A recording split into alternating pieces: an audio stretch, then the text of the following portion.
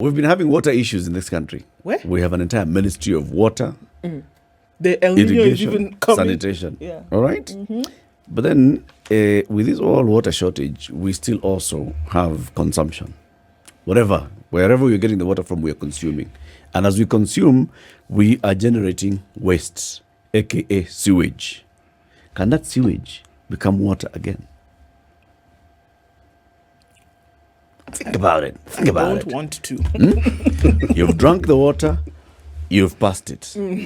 Can you take that And what drink you've it passed again. and bring it back to the table? Because these things, it's the same. It's the circle of life after all. To have this conversation with us this morning, we are joined by Robert Mundia. He is the CEO of a company called Biovend East Africa. Good morning, Robert. Good morning, Eric. Good morning, Du. Good morning. It's a pleasure to finally be here. Yeah. Sana. Yes. That's the hot seat of the situation room. How does it feel? It's quite hot. Bwana, not yet. Surely. Not yet. Hey. Wait till 9:17. No, but I will do my best to articulate sewage. You've just entered the gate. finesse. Hey, hawa watu ni wakarimu. These people are good hosts. You have just entered. Hata kama ni kujitetea utolewe sahani za wageni. Haiombangu hivyo. Sio hivyo. Utapatia chai lakini. Tashukuru. You know about Dairy Best milk. Yes. The one by Brookside. Yes. Right? Long life milk. Creamy and rich. Ukipatia watu chai, hii ndio maziwa. Okay. And don't just atipima. Kenya, we love tea. Now, there are people who are very mean with it's true, isn't it? Kenyans like tea. Tea. Every time but chai. Yeah. Unamaliza kula, utakunywa chai? Haujaanza kunywa, napika, utakunywa chai? Yeah. Is it like, I think it's a sign of respecting a guest or something Yes. in Kenya, sindio? I mean, nilienda hata chai. Chai. Surely the most basic chai. Yeah. Now, when you're entertaining guests, have a cup of Dairy Best there. Yeah. Because it's long life, you can just buy the entire carton. Yeah. The wache ikae hapo a dozen. Just Watakuja, they'll find it still. they'll find it there. Okay. Yeah. You met with City. Yes. City has become a politician. Okay. Now he's walked out. He's going to do for a meeting. I don't know where. There's Right, a delegation coming from where. He's guest of honor. Yes. Now he has gone to meet that delegation. That's quite okay. Yeah. He'll I hope he watches the show. He definitely will. Yes. Sewage is important. He left Ndu with a proverb Okay. from Sierra Leone. From Sierra Leone. Okay. You know where Sierra Leone is? Yes. Somewhere there West in the nook of Africa. West Africa. Yeah. Right? I'm going to try and say it the way CT said it. Just because one hair falls from your head doesn't mean you're bald. Or does not start bald. Look, Doesn't you get the gist? just take it like that, my brother. Just Accept because the hair. one hair falls from the head does not mean you're bald. Yes. So, what we can say is, don't give up. One hair doesn't mean that it's a whole like a whole. Unless top it of was the the head, only one left. Okay, sorry. Yeah. Unless it was the only one left. Yes. Good point. Good point. Good Okay, point. sorry. Yeah. So, it's about not giving up. It doesn't really matter what happens, even if something wrong happens. Right. And I think that conversation is going to concern what we are going to discuss because of climate change and stuff like that. People messed up, the human race messed up, but we are not yet messed up completely. We can still come back to we can still bring it back. We can still. It's just one hair, or not one, but a few hairs have fallen. It But doesn't mean that we are. No, we are not done yet. We are not yet bald. Yeah, not yet. Now, Robert, in Shags, people do pit latrines. And then people start doing these brick houses. And hakuna choo ya nyumba. And now they have to do septic pale. What we call septic. Yeah. In urban areas, for a long time, in the old estates of Nairobi, connected to a sewer trunk, takes this thing to Ruai. You don't even know where Ruai. You just know it goes to Ruai. And that's it. Now, on the outskirts of Nairobi, development happens. And people are building estates, and they also are thinking of how to deal with their sewage. Now, this is where the terms start coming in. What I've just said, septic tank. Then someone else tells you biodigester. Someone else tells you sewage STP. treatment plant. What are these things? Sewage. There are many ways of like disposing of sewage. We'll start with the old methods, the ones you've just mentioned: pit latrines, septics, and soak pits. Now, those ones, they are the conventional ones where sewage used to be put underground and it degenerates and the water soaks into the ground, but some solids will remain at some point. And the water that goes into the ground goes and percolates. It just goes underground and you don't know where it goes to. You know, I'll explain later. At some point, it's quite dangerous. Okay. Then come the latest sort of is called a biodigester. Biodigesters, everybody thinks everything that recycles sewage water is called a biodigester. It is not. Nataka tuambiane ukweli leo. We just say the truth. A biodigester does not recycle sewage water. What does it do? It cleans the sewage just enough for it to be able to go into a soak pit so that it can soak into the ground easily and slowly. You know, if you just... So it doesn't bring back the water. No, it doesn't. It helps in the sending of the water into the soil. Underground. Okay. In some situations, it brings back the water. Okay. We'll explain later. Black cotton soil and stuff. Right. But now, the latest invention is a sewage treatment plant. It's not actually very new. In other countries, like, say, the people I work for, we are an agent of a company in Denmark called Sandstone. And the people we work for, they have research and development on sewage, just sewage matters. That's what they do. And, wastewater in general. And what they've come up with is something called a sewage treatment plant. But even on sewage treatment plants, there's subsectors also, where you have one called MBR. And the latest one is called submerged aerated filters. That is the cleanest. When water is cleaned, it looks just like the water that you buy from the supermarket. It's clear. It is clear. If you put two bottles, sewage water and water bought from the supermarket over here, nobody will know which one is sewage and which one is not. And do they taste the same? No, it's not supposed to be drunk. Moja iko na chumvi. No, it's not supposed to, it cannot be consumed. This is the thing. There is levels of cleanliness. There is stages. Chamber 1, chamber 2, chamber 3, level 1 till level 5. When you get to the part where you need to drink that water, there is a level 6. And they're already doing it in Europe. They drink sewage without thinking so much. In Kenya, I don't think you should try that. Probably there's going to be a problem. You're not going to sell those houses if it's houses that you advertise that people drink. So those that have sewage treatment plants, what are they doing currently in Kenya? The houses. Now, I would like to give reference to, there are people who are actually on top of things. You know, there are people like, I don't know if I should mention, I don't know if it's okay. It's all right. Yeah. There's people we work for called Tilisi and people we work for called Africa Logistics Properties. Those people actually go steps further to be certified edge, like the cleanest. They operate on solar, they recycle their water, sewage water. The water for processes in the industries are recycled again for reuse, you see. So people like Tilisi, it's a housing community somewhere in Rironi. Those guys took all the sewage that is going to be ever produced in that compound and it's being recycled. They are not yet done. What does recycling mean? Recycling, it means that when you take the raw sewage from the toilet, from the bathroom, and from the kitchens all together. Again, let me differentiate. Biodigesters don't take in all the water. You have to separate. Nowadays, you find that houses are built and the toilet water is separate, the bathroom water is separate. Yeah. With this new system, you don't need to separate, which means you save even on plumbing because one pipe brings everything into the system. Okay. Now, you end up getting the raw sewage into one chamber, solids settle, water remains in the middle, and there is something we call scum on top. That is the fats. The scum of the earth. Literally.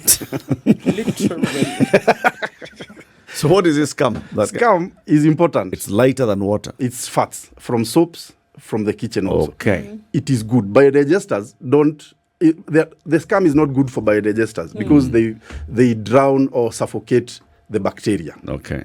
Now, the scum on top on sewage treatment plants is very, very important because it masks the smell or covers the smell because of the fats. Mm. So you find there's a lot of activity going on there. I'll go to the next chamber. Let me go to the next chamber where you have settling also. Mm-hmm. Then there's the third chamber and fourth chamber. There's a lot of aeration that takes place. The aeration that takes place, the idea is to create a conducive atmosphere for bacteria to thrive. Mm. Bacteria is what consumes the sewage, and the water, the clean water remains. Mm. Yes, we use no chemicals. In fact, if the Danish guys came and found out that I injected any kind of chemical or something, I think they would even take Drop away a pellet like this. Yeah, there's going to be a problem. So this whole thing is creating a conducive environment for bacteria to thrive. Thrive means the bacteria themselves multiplying. Exactly. To a very high number. Yes. So they can cool out all this solid stuff. All the sewage, yes. Okay. Can we take a step back? And the question is, why would you want to clean sewage? Do all these things. Why would you want to get into all of why? Why would you want to clean sewage? Imagine this. People who live probably in this area of Nairobi, going back from Syokimau, Mlolongo, Ukambani, there is a major rock underneath. The water does not percolate easily. Number two, it is black cotton. The soil that is up there is black cotton. If you do install the biodigester or the soak pit or the septics that take the water underground, then when it rains, there could be a problem because the rain comes and collects. Because not all the water has gone. The rain comes and collects the sewage, and you end up finding probably there is an area that is greener than any other area. That mboga is bigger. You know, that carrot is not as big as this one here. You just know that sewage has settled somewhere there. It has been picked up by the soil. Now, the essence of recycling sewage water, number one, the fact that you probably use some water to water your lawn. You're going to save on that water because you're paying for that water, even if it's borehole water. You're still being charged for it. There's a meter, right? Yep. Now, that meter, you can imagine being, if you're paying 3,000, then you start paying 1,000 shillings. It's not bad, number one. Number two, just being responsible for the environment. I know it is hard, saying that, you pay all this money because you want to be responsible for the environment and stuff. But responsibility, it starts from Let's talk about that. Somewhere. So you talked about this whole area. Yeah. Mlolongo, Syokimau, going to Kambani, touching a bit of Kitengela. Yeah, Kitengela and Green Park and going that way. Green Park and going towards Daystar. Yes. There's a major rock underground. Yes. What does that mean? It's really thick. For example, you go digging underground. We usually install the systems underground. Okay. To reduce on footprint. You just see manhole covers and that's it. All the work goes on underground. So when you go digging in areas like Karen coming this way towards Kiambu, red soil and stuff like that, you find the red soil is easy to dig. But you go till about 2 meters, you still don't find the rock. So you're okay to install the sewage treatment plant or biodigester and soak pit or everything. Go this other way. You go 1.5 meters, you find a rock in Syokimau. Number two, before you even find the rock, you're going to find water. The water table in these areas is quite high. So where is the water going to go to? Before you get to 2 meters, there's water. Yes. In Syokimau? Yes, in Mlolongo especially. Mlolongo. Practically Mlolongo. Mlolongo is dry, but that's what I was about to ask. So why don't we see greenery everywhere? No, it's just down there. I'm telling you, it just goes down there. Ask anybody who's dug holes in, especially Mlolongo. 1.5 meters, you find some water. You start seeing even the soil. Even during the dry seasons, you find the water is sort of maji, sort of watery. The soil. Yes, the soil. Yes, so that rock does not allow water to percolate easily. Okay. Which means it either goes above the rock and goes this way towards the other soily and easier areas. It won't go lower. So that's why we are finding the water. Yes. Okay. Most of the time, yes. Because of the rock that is now. So if you were to install, let's not even go into the sewer treatment. Let's just say if you were to put up a soak pit in this area of Mlolongo, what would the problem be? You have not said this thing will come back into the toilet. It's just chasing down underground. During the rainy season, that water table raises again, and the soil is saturated with water. So you can imagine if it's a biodigester, where will that water go to? It won't go nowhere. It will just have to come back to the toilets. Or most of the time, there are ways of showing that the last manhole is usually a way that you can look and see that this water, it's not going anywhere. So then you take precaution, get an exhauster, pull out, and then hope that it doesn't happen again. Those are the people now who should install sewage treatment plants. Okay. Yes. Okay. If we want to look at this on a larger scale and talk about then what should be put in by counties, for example, knowing full well that a particular area has this, mass of rock or whatever, how would then should it then affect developments, housing, things like that? There are people who want to come and put in their own sewage systems without having this pre-knowledge about what's going on. What is then, so should the alternate be to put in STPs? Exactly. Because you are not able to, because what we have right now, truth be told, is that people are pouring raw sewage into the environment before lack of another system where this can be done. Yeah. So what should it be for developments? So in this area, the advocacy should be then install STPs per development or per area. Yeah. And how would that work? Decentralizing them, trying to have every developer be responsible for their own sewage.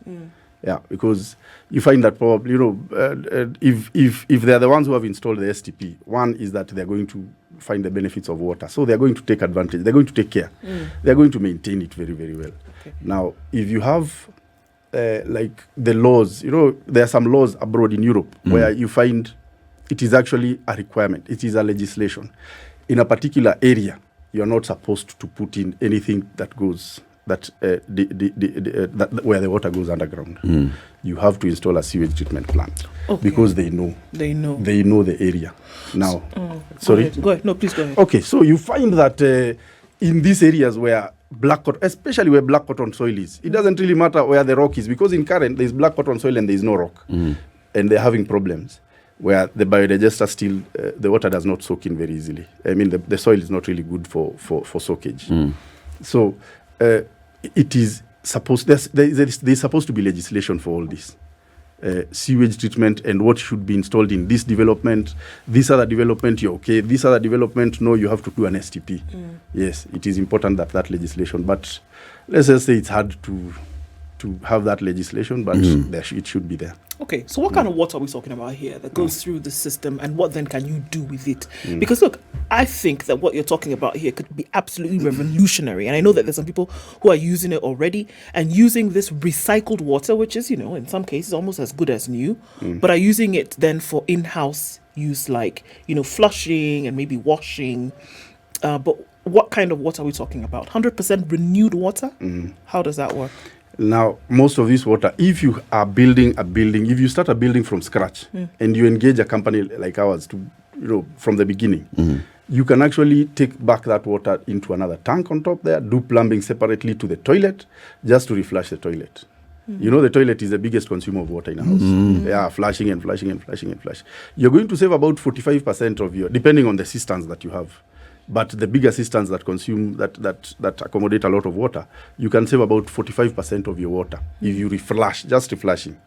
Now, Robert. Yes. This is sewage. Yes. You're bringing back into the house. Yeah. Smell? No smell.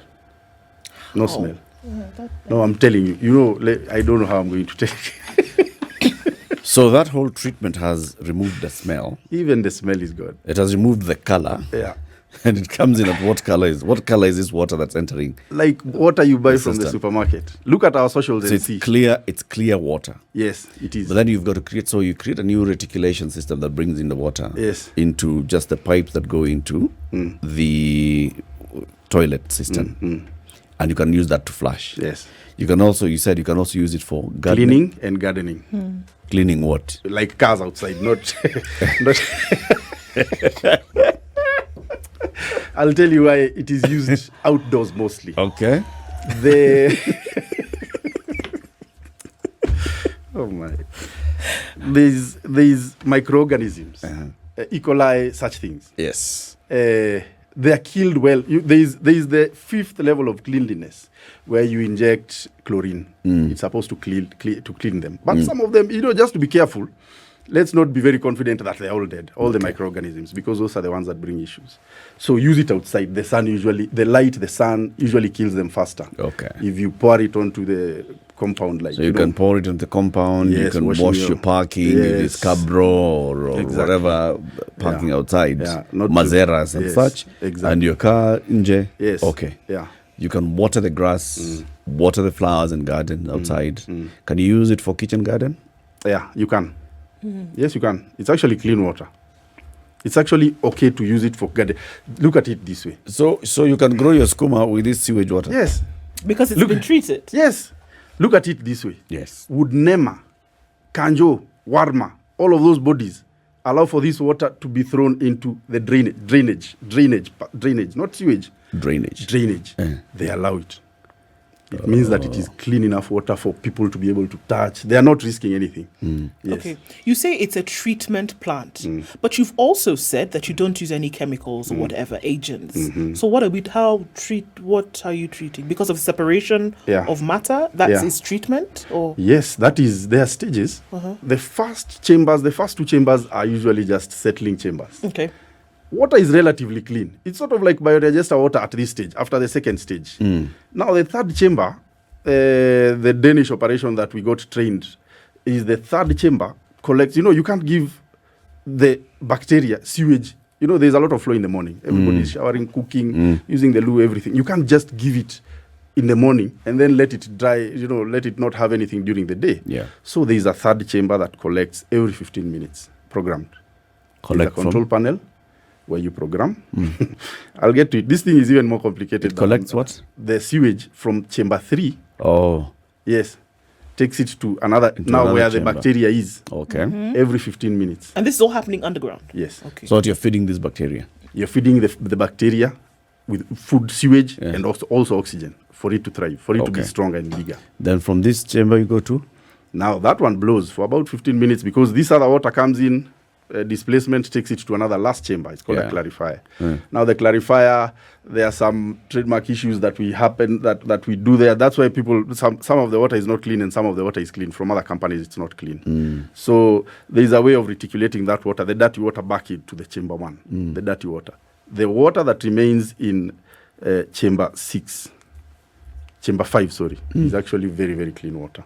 It's all clean. Clean water, yes. It has been filtered. Yes. But it has come with some of those bacteria that was cooling the poop on the other side. If you were to test it, you know how we have testing. You say 1,800 of expert microorganisms found. What would you find in that water? Now, the most that you need to look for, these other things are usually dead or finished or taken over by bacteria, and you find none of them inside. But there is the way of measuring cleanliness of water is biochemical oxygen demand and the chemical oxygen demand of the water. If that one, the biochemical oxygen demand is below 20 and the chemical oxygen demand is below 50, it's taken to a laboratory, NEM-accredited laboratory, and they measure all these things. But the biggest impediment to the only reason you cannot throw sewage outside is because of those two things. When those two biochemical, BOD and COD, is below 20 and 50 respectively, then that water is safe. You can actually use it. Then the last, Eric, you asked a very interesting, you mentioned something very interesting before I forget. This bacteria. The bacteria that was cooling, were feeding on the other side, fat and all, has been brought into the next chamber. Yeah. Now, this bacteria, it has to die. Yeah. It has to go somewhere. Rome, you must die. Yeah. It has to go somewhere. So it goes back. There is a way of taking it back to the first chamber. Remember, the first chamber, there is settling. Yes. Now, all these solids go to the first chamber. During training now, when we go for training, say in Denmark, you're told that this cake, whoever called it cake, I don't know why they did that. Stop it. No, they actually call it cake. So whoever called it keki. Yeah, ni kama keki, by the way. Ni kama keki. So we were we were trained that one should be exhausted every 5 years. So when we started working, we knew that this client is going to exhaust, and we kept telling clients. But look at where we are being trained in Denmark, very cold area. Yeah. Degradation in these tropical countries like Kenya, it happens more because of the heat. So even people we worked for 8 years ago, the cake is still cake, small cake down there. It doesn't need to be Cannot be exhausted. Yeah, because of degradation and the heat in Kenya as compared to the our colder bacteria European is countries. actually bigger and It's hungrier. quite strong. Virulent. Yeah, it's Bacteria quite is strong. virulent. It's quite strong. Let's take a break. 27 minutes to 10. We are talking about water shortage. Is it time we embraced sewage water treatment for reuse? And Robert Mundia is the CEO of Biovend East Africa. This is what they deal with all the time, sewage treatment. And he's taking us through the steps of sewage treatment and then how we can use this for other things, like you've said, external use, garden, kitchen garden. You can use this to kitchen garden. Nyanya ile inatoka hapo. Strong. Unatumia moja nzima. Let's talk about the advantages of this shortly. Good morning. Back shortly after the weather and traffic. This is the Situation Room, the only way to start your day. We're talking about sewer treatment in the country and whether we should embrace now that we have all these problems with water. So you've taken us through that whole thing of why we need to have a sewer treatment plant at local level. But there's what Ndu had asked earlier. Whose responsibility should this be? Should it be a personal responsibility or should this be a service that's offered by the local authority at whatever level? Municipality, town, city, county. Should it not be that? It should. It should be everybody. The individuals by themselves and the county. There's something, when Governor Sakaja came here, there's something he talked about the dump site and going to generate electricity from the dump site. Yep. That is actually very good. From experience, I know that the people have really tried doing it and they've been unable. Same as the Ruai sewage treatment plant. Yeah. That is something we can honestly Convert do that water and into. recycle that water and have a lot of water for people. We can irrigate that Generate. entire way. Yes, generate electricity, briquettes, things like that. But to answer your question, individuals, at some point, the governor said somebody was telling him, you're not cleaning here, but they themselves are the ones who threw that. Yeah. So individuals should actually just be responsible, spend just a bit. Do a sewage treatment plant for yourself if you do not want these problems. If you do not want kids outside your compound playing on raw sewage, stepping on raw sewage. The county also, I feel, should take responsibility. For example, they're really doing well in expanding the sewer lines. The sewer lines in Nairobi, when we started the business, was about 20, actually probably 20% of Nairobi. It's now 30. If I'm not wrong, probably over 30% of Nairobi now has sewer lines. Now, all of it has to come all the way to Ruai, really. There are some places, Ruai is the lowest part. As you're looking for gradient to take the sewage, it's the lowest part. But some of them keep busting. You see some places keep busting because the gradient is not really good enough. Yep. Why don't you just demarcate land there?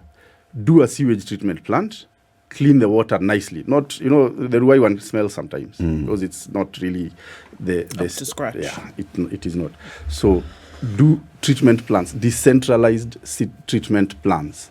And that's what I'm advocating for. Because you see, if a big developer, for example, City Lisi is a large-scale developer. The others, Kina Tatu City, Kina Northlands would be large-scale developers. So you can say, as a community, as a developer, you are basically operating a small town. So you can run a centralized sewer system. Instead of saying everybody in Tilisi or in Tatu City is sinking their own doing. So you can do that. Yeah. Then now look at the other areas. If we say the way Syokimau has developed, or Kitengela, or Mlolongo, the county government of Machakos should have a way of dealing with the Mavoko municipality to organize all that sewer in Mavoko and centralize it. Then now you can have a new pipe where you're reticulating and charging. Unataka maji ya water grass, ndio hii pipe yake, and you pay X amount. For it. It can be a PPP project where even the developer, like say the company, comes in and creates that sewage treatment plant. And then they are given a few years to run it and recoup their money. Yeah. the county government doesn't really need to spend, maybe just a bit. There's a fee. There's something we're doing with Laikipia County. But, politics, change of government, everything goes, everything just goes. Kila kitu, yani is just thrown away. Then tulikuwa tunafanya hapa, nyinyi nani? Wapi? Mulikuwa hapa. Nitafutie ufanye. Yeah. So, if contracts can be drawn, where politics will not be involved, business of counties is left as the business, and the politics of county is left as the politics. Then there are players who will come in and invest. You know why I'm pushing for this is because this same Ministry of Water is also ministry in charge of sanitation. We had the cabinet secretary here, and there's a lot of focus on water, on what we're doing for water. We are building all these dams, we are collecting, we are doing entire trunking and piping and using the water agencies, but little conversation about sewage and what we are doing in the wastewater. And we don't even have a policy. So there has been a sanitation policy that has been sitting in the ministry, and now it's going to Parliament, taking a long time to even have a conversation. That sanitation policy would talk about this mini grid sanitation systems, where we don't have to think of, if it's Nairobi, it must be Kanjo taking all the way to Ruai. It can be decentralized. Yes. And then that would help, that would support. So if you're an individual and you've bought a plot in Kitengela, you know that in Kitengela, there's a company called Kitengela, let's even say Biovend, has a PPP with the county government of Kajiado that they are managing and handling Kitengela sewage. Yes. So I know I'm building, I come to you, I apply, I shall connect. Where's your pipe? I shall put into your pipe. And thereafter, you're also saying I shall also buy. Yes. And you bring in a very interesting conversation. During the climate summit, most of what they were showing is, say you find northeastern dead cows, arid areas. Yes. They were showing that photo a lot. Yes. Why are those cows dying? Because of water. It's not because of solar. It's because of water. Now, the problem is, and I will call it out, water is not being funded enough by the organizations that fund. Most of the funding goes to solar. Most of the funding goes to biogas. We are still in the same picture, but water funding is being denied. I can't say denied, but there is no the funding. Most of the funding goes to other sources, but water is also very, very important on climate change. We messed up for real. Humans messed up, but on water we haven't yet messed up. The problems will come 30 years from now. 30 years from now, there's even stories in the internet about that there was in 30 years to come, 50 years to come will be about water, not oil. So should we wait for that time to start fighting? Why don't we start reusing the water? Looking at how to manage water. Yes. How much of a how many times can you recycle? Or are we saying, it sounds like a dumb question. No. How many times can you put water through the cycle? Or does it doesn't matter? You can just keep sending it through. So essentially you're working like a wheel. You keep using and sending it back. And it will continue to deliver proper quality water for you. Water. It will. Does it over time, does it now degrade in terms of quality because it has been recycled? Or are we saying in this process of treatment that every time it goes through the cycle, it will bring to you water as new? Is that what we're saying? Yes. Okay. It is actually cleaner and better to reuse the water that's already been reused. Okay. It is better. It becomes even cleaner. Okay. Now, the fact that it is there are some systems that can be created where you actually recycle 95% of your water. The 5 is actually just waste because of evaporation and stuff. Yes, but imagine a building that is just reflashing the water, reflashing. Where does that water go to? Nowhere else.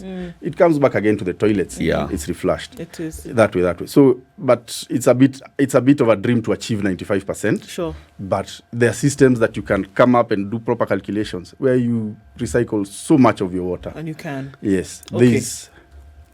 So, most of the things that we talk about that are sustainable are also expensive to input the first time. So to put in these systems, are we looking at a severe dent in terms of the pocket? The pocket. Good question, do. Mtu akianza hivyo.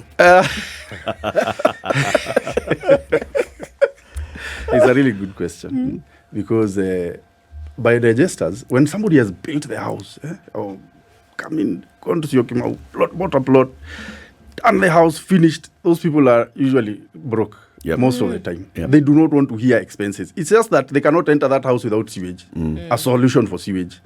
They will ignore the electric fences and the CCTVs. You can enter the house, but they will not ignore the sewage. They have to do it. Now, biodigesters are cheaper. They come to about 100,000 going lower, depending again on the pipe work and stuff like that. So you find people want to embrace that. They want to say, no, me, I just want a biodigester. Because you've told him the sewage treatment plant is 300,000. Yeah. And you've not done the civil works yet, the chambers. But the plant itself is 300,000. Now, it brings back your comment, brings back again the funding story where we've done documents to try and get funding to reduce the cost of a sewage treatment plant. If we did start manufacturing here locally, instead of bringing those things from Denmark, every time we get a job, you have to wait for 3 months because to be shipped, then clearing and stuff like that. But we are planning maybe in future to be able to manufacture all those filters, manufacture sewage, or assemble. Not manufacture, assemble a sewage treatment plant that is going to be plug and play. That will cost 180,000. Now, look at that figure. If you get a contractor, tell him to do for you a soak pit or a septic tank, a soak pit especially, that is properly done by a contractor, properly done. They actually cost like 200,000. A septic tank, if it's done well. So wouldn't you recycle your water? You would better recycle your water and use it for your lawn, use it for...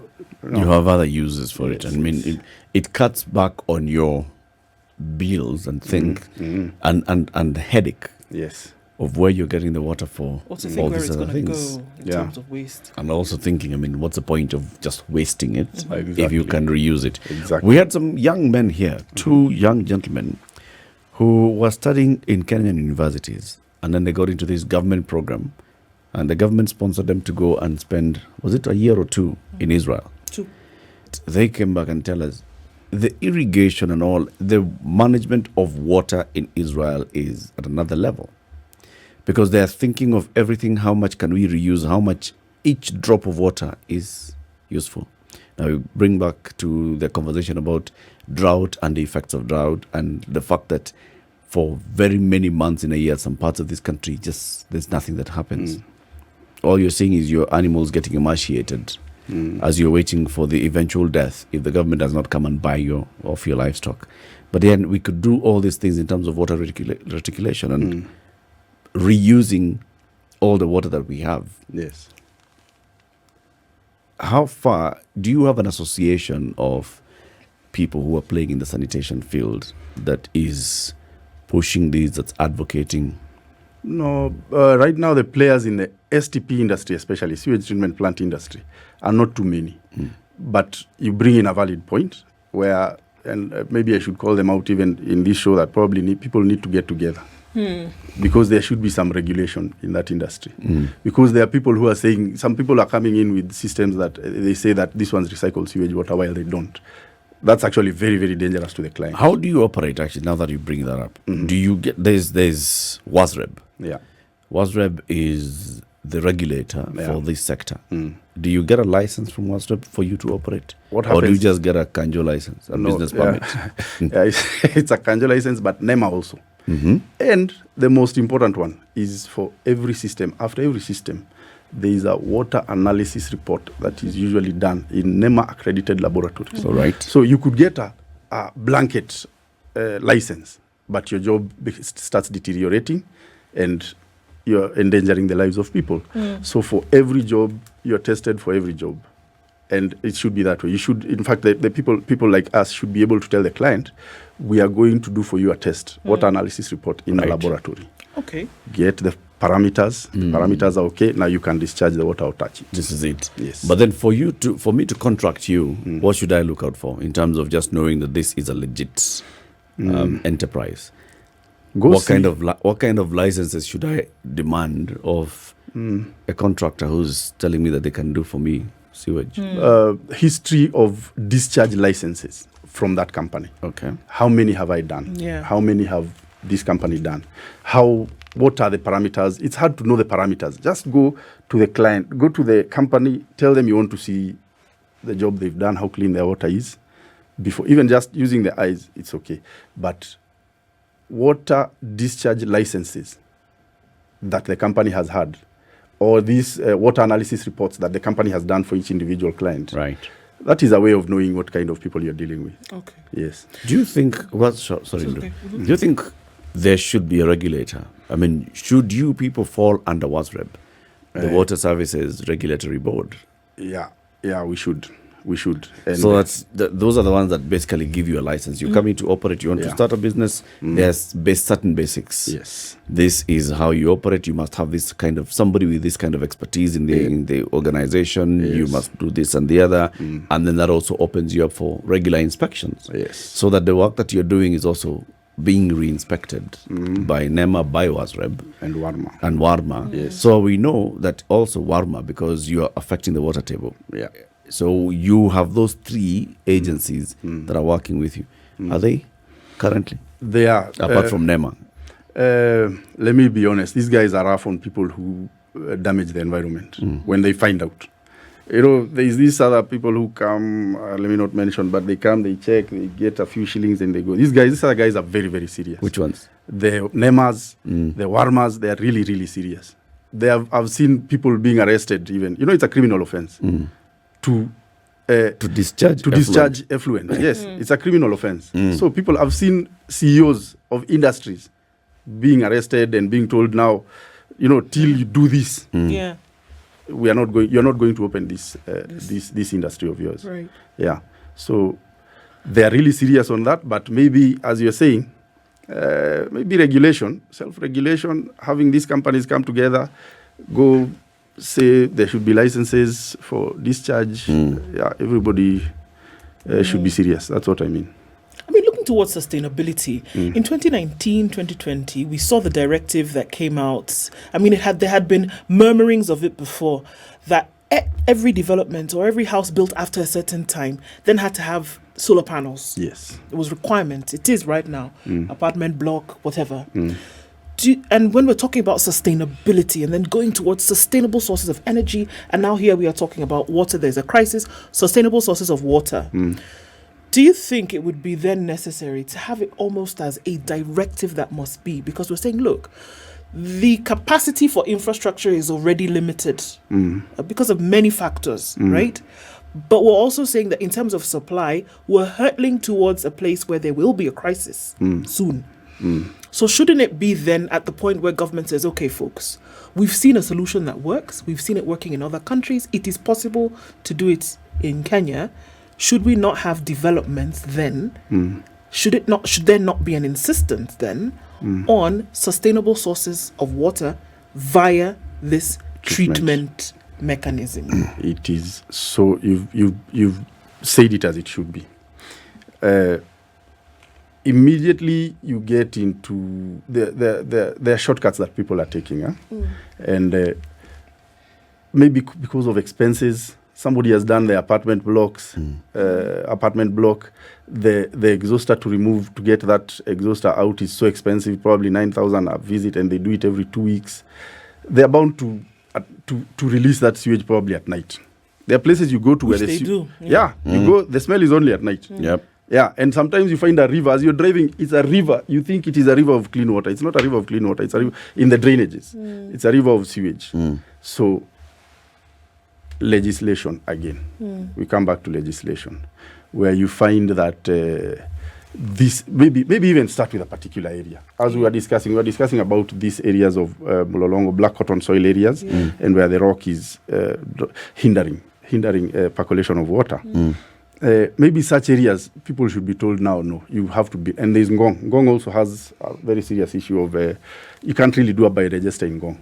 No, and especially this, as you're going from Bulbul going towards Ngong up there, that area, I'm very, very sure there is a problem. So those, there should be legislation. They should start with such areas, Right. the notorious areas, the places where you find this black cotton soil. Then gradually go as it picks up, slowly by slowly. Yeah, yeah. There's a network called Kewasnet. Kewasnet. Kewasnet is a Kenya water and sanitation network, which ideally should be like the umbrella body, the one that brings together everybody, all the players in this as an advocacy group, as an association or business management organization that should be advocating for issues of sanitation in the country. Yeah, Of course, it's quiet. Maybe you should join it, Robert. maybe. Yeah. Yeah, and go in and take leadership and say, you know what, Yeah. hii Kewasnet inafaa itusaidie, kama itusaidii tuvunje, tufungue ingine. Okay. Tufungue ingine. Kewasnet. But thank you very much for joining us, Robert. Yes, thank Someone you. tells me you're a pilot. No, I worked for the airlines before Oh. I resigned and got into business. Yeah, Yeah, that was too young. that was Gitambo. They also At- need help. Maybe They also need help. them. Even those ones. They need treatment plans. All of them. Everybody. Sewage is important. Let's not take it for granted. Asante sana. Yes.